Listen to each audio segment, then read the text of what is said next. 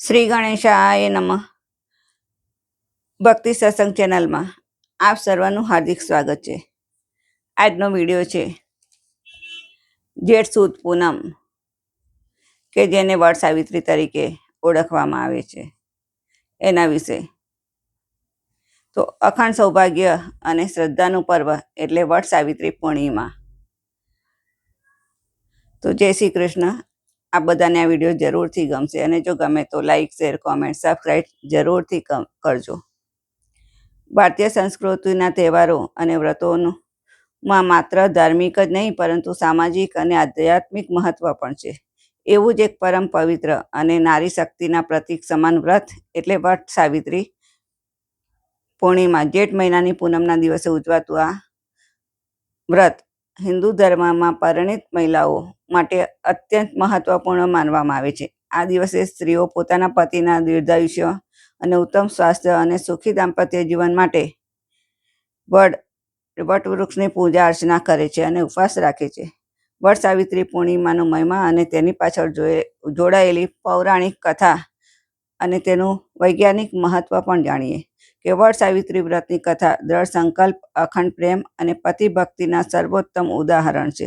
પૌરાણિક માન્યતા અનુસાર મધ્ય દેશના રાજા અશ્વપતિની ગુણવાન પુત્રી સાવિત્રીએ દ્યુમનસેનના પુત્ર સત્યવાનને પોતાના પતિ તરીકે પસંદ કર્યા હતા. સત્યવાન ગુણવાન અને ધર્માત્મા હતા, પરંતુ નારદજીએ ભવિષ્યવાણી કરી હતી કે લગ્નના બરાબર 1 વર્ષ બાદ સત્યવાનનું મૃત્યુ થઈ જશે. રાજા અશ્વપતિએ દીકરીને ઘણું સમજાવી, પરંતુ સાવિત્રી પોતાના નિર્ણય પર અડગ રહી અને લગ્ન પછી સાવિત્રી વૈભવ જીવન છોડી અને સાસરિયા સાથે જંગલમાં કુટીરમાં રહેવા લાગી. જેમ જેમ સત્યવાનના આયુષ્યના અંતિમ દિવસો નજીક આવવા લાગ્યા, તેમ તેમ સાવિત્રીએ કઠોર તપ અને ઉપવાસ શરૂ કર્યા. નિર્ધારિત દિવસે જ્યારે સત્યવાન જંગલમાં લાકડા કાપવા માટે ગયો હતો, ત્યાં અચાનક તેનો જીવ ચાલ્યો ગયો અને યમરાજ તેના પ્રાણ લેવા પૃથ્વી પર આવ્યા. સાવિત્રીએ હિંમત ન હારી અને યમરાજની પાછળ પાછળ ચાલવા લાગી. યમરાજે તેને પાછા વળી જવા ઘણું સમજાવી, પરંતુ સાવિત્રીએ પોતાની બુદ્ધિ અને ચાતુર્યથી અતૂટ પતિ ભક્તિથી યમરાજને પ્રસન્ન કરી દીધા. યમરાજે સાવિત્રીને વરદાન માંગવા કહ્યું. સાવિત્રીએ પોતાના અંશ સસરાની આંખોની રોશની માંગી, પોતાનું ખોવાયેલું રાજ્ય માંગ્યું અને અંતે 100 પુત્રોની માતા બનવાનું વરદાન માંગી લીધું. યમરાજે તથાસ્તુ કહી દીધું. ત્યારબાદ સાવિત્રીએ યમરાજને યાદ અપાવ્યું કે એક સતી નારી તરીકે પતિ વિના માતા કેવી રીતે બની શકે. યમરાજ સાવિત્રીની આ ધર્મનિષ્ઠા અને ચતુરાઈ જોઈને પ્રસન્ન થઈ ગયા અને તેમણે સત્યવાનના પ્રાણ પાછા આપવા પડ્યા. જે વૃક્ષ નીચે સત્યવાનને નવજીવન મળ્યું હતું એ વડનું વૃક્ષ હતું. તેથી જ આ વ્રતને વટ સાવિત્રી તરીકે ઓળખવામાં આવે છે. આ વ્રતમાં વડના વૃક્ષની પૂજાનું વિશેષ વિધાન છે. હિન્દુ ધર્મ અનુસાર વડના વૃક્ષમાં બ્રહ્મા, વિષ્ણુ અને મહેશ ત્રિદેવનો વાસ છે. વડના મૂળમાં બ્રહ્મા અને છાલ અને ડાળીઓમાં વિષ્ણુ અને તેની જટા પાંદડાઓમાં મહાદેવ શિવ બિરાજમાન છે. પૂર્ણિમાના દિવસે પરિણીત સ્ત્રીઓ વડના વૃક્ષની પ્રદક્ષિણા કરે છે. તેના થડની આસપાસ કાચો સૂતરનો દોરો વીંટે છે. આ દોરો માત્ર એક સૂતરનો ટુકડો નથી, પરંતુ પત્નીના અતૂટ બંધન અને 7 જન્મોના સાથનું પ્રતીક છે. સ્ત્રીઓએ વડના આયુષ્યની જેમ જ પોતાના પતિના દીર્ઘાયુષ્યની પ્રાર્થના કરે છે. વટ સાવિત્રીની પૂર્ણિમાના દિવસે ચારેય તરફથી એક ઉત્સવ જેવો જ માહોલ હોય છે.